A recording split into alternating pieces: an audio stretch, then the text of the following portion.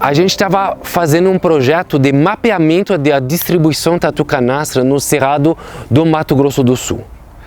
E a gente visitou mais de 500 microbacias para documentar a presença e a ausência do animal. Chegamos numa microbacia e a gente procurava o maior fragmento de vegetação nativa, andava no campo procurando sinal, rastros de tatu canastra, toca, sinal de forjamento, escavações. Se não achava, ia um fragmento menor. E se não achava um fragmento menor, até ver todos os fragmentos nessa microbacia para saber se o tatu canastra estava presente ou não. Durante esse trabalho falamos com muitas pessoas, né? Porque a gente tinha que falar com os proprietários das terras para saber se a gente podia entrar e falar. E de vez em quando a gente ouvia isso: o tatu canastra causa danos para os apicultores. Mas a gente não tinha certeza se era verdade ou não, porque alguns falavam que era o tamanduá-bandeira, outras espécies. Não ficou claro. Até a gente conheceu o Davi do apiário Três Floradas, que ele estava tendo problemas com as colmeias deles e ele ficou a noite toda esperando para tentar ver que bicho estava destruindo as colmeias dele. E ele conseguiu tirar uma foto e documentar que o tatu canastra estava realmente destruindo as colmeias dele. E aí a gente entrevistou mais de 200 apicultores na área de ocorrência do tatu canastra para tentar saber se realmente isso é um problema grande e quais são as consequências. E foi ali que realmente a gente tomou consciência, né, do tamanho do problema. Eu sou apicultor há aproximadamente 30 anos, né? E a gente tinha algumas perdas com destruição de caixa e às vezes a gente pensava o que poderia ser, né? De repente eu fui procurado pelo pessoal do tatu, né, dizendo que o tatu atacava as colmeias e coisas.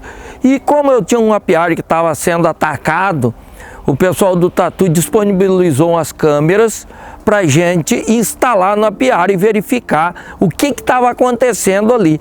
E aí a gente chegou à conclusão que era realmente o tatu canastra. O cerrado está sendo fragmentado, convertido em cultivos, pastagem, está sendo totalmente transformado.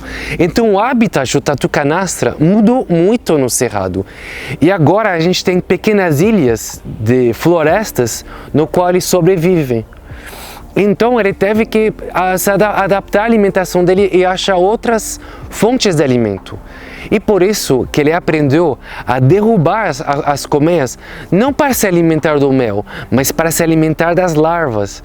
Ali ele derruba a colmeia, depois abre ela, destrói ela e se alimenta das larvas. E por isso o objetivo do projeto é ajudar os apicultores a implementar medidas e formas para o tatu canastra não conseguir predar as colmeias e recompensar esses apicultores pelo esforço de implementar essas medidas e conviver com o tatu canastra.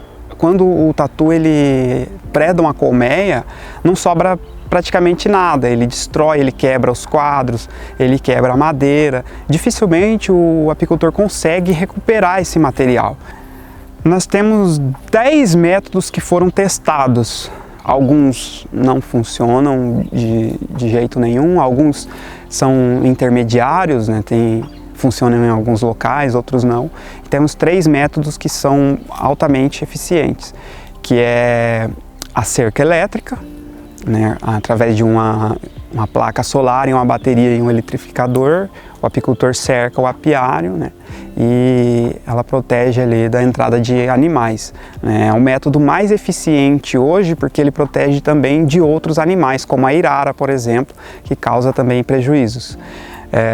Outro método utilizado é um alambrado que protege também em casos onde o tatu é acostumado a predar colmeias.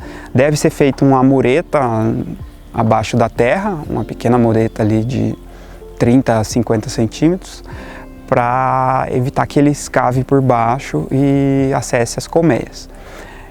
E o outro método, né, que é o melhor custo-benefício hoje, apesar da dificuldade, né, de se trabalhar em altura, que é o cavalete de 1,30 m. Né? Acima de 1,30 m o tatu não consegue acessar as colmeias.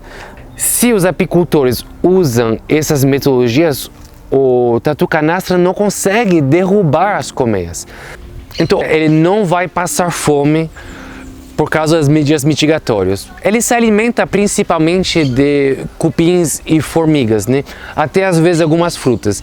Ele só vai parar esses ataques.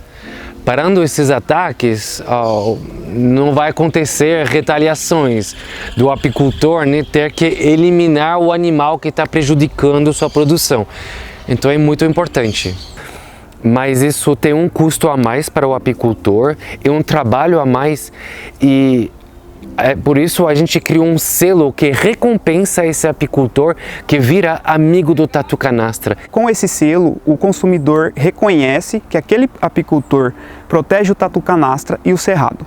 Hoje o que acontece? A gente conseguiu o selo do tatu canastra, né? E hoje eu estou desenvolvendo uma parceria com o projeto, que é envasar esse mel que eu tenho entreposto, e o projeto certificou o meu entreposto.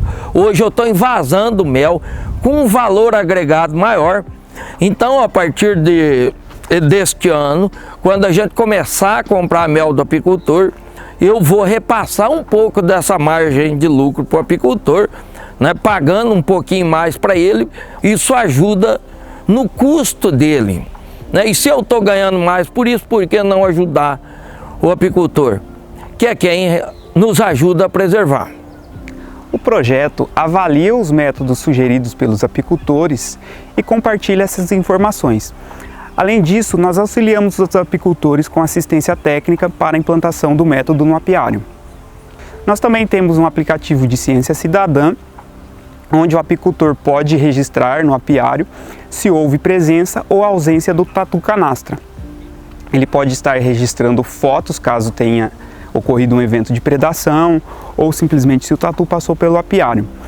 E isso mantém uma comunicação frequente do apicultor com a equipe do projeto e nós vamos saber se esse método está sendo eficiente ou se precisa ser melhorado. O tatu canastra é bem desconhecido, mas é um animal fantástico. Sabia que as tocas de tatu canastra são utilizadas por mais de 70 espécies como refúgio?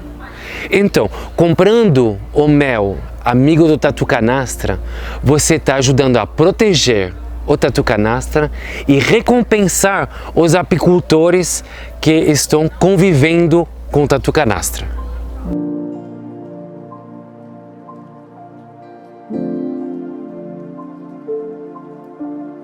Thank you.